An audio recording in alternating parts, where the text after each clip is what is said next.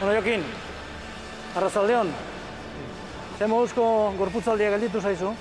Bueno, txarra ez, guain momentu zain xamarra bizitzen, da, ez da, gorra izan da finalan etzat. Baina, egi esan ikustea garbi ikaste gore bauketela, eta lan esaitu behar dugu.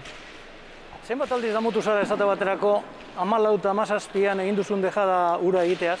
14 eta 17 baino.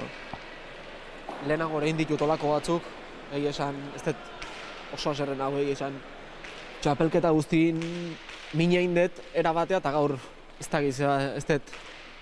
dut asmatu, mina iken hasten itzenen geho insistitu beharren pixkat beha gastatzen, dejada botatzen nion, da geho ni atzaka jartzen nion, eta ez dut asmatu ez, egi esan oso disgustoa, esan dizutena, asko dauket ikasteko eta lan esaitu behar dugu. Darioren aurka, ez dut alarri ikusi zintugun, 14 eta 15 galtzen, eta hortik aurrera zure jokatzeko era zeharo aldatu zenuen, atzera eta atzera jokatzen hasi zinen, eta hark eman zizun garaipena. Gaur ordea, horrelakorik ez tozu egin. Tarteka bai, baina gehienetan ez. Bai, ala esango nuke ez, egi esan hasi naizen momentu ni mina indetela iruditzen zait, baina geho saldu naiz.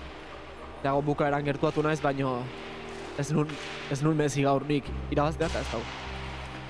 Finaletara iristen ohituta zaude, asko jokatu dituzu 2016tik 20 bitartean, baina azkenengo danak galtzea tokatu zaizu. Zer gertatzen zaizu finaletan? Bueno, galdera ona ez dakit. Egi esan azken hiruetan ez dut irabazi, baina bakit bidea zain da hone iristeko eta tope saiatuko naiz berriz. Bueno, erabat apurtuta ikusten zaitugu, erabat jota. Entzun dugu Lauterdiko txapelketa jokatzeko gogorik ere ez duzula, baina nik uste horri buelta emango diozula.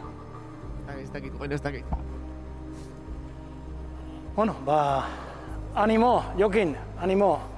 Finalera iristen dena bakarrik galdu dezake, galdu edo irabazi. Eta ziur gaude, oraindik makina bat txapel eskuratuko dituela Jokin Altunak.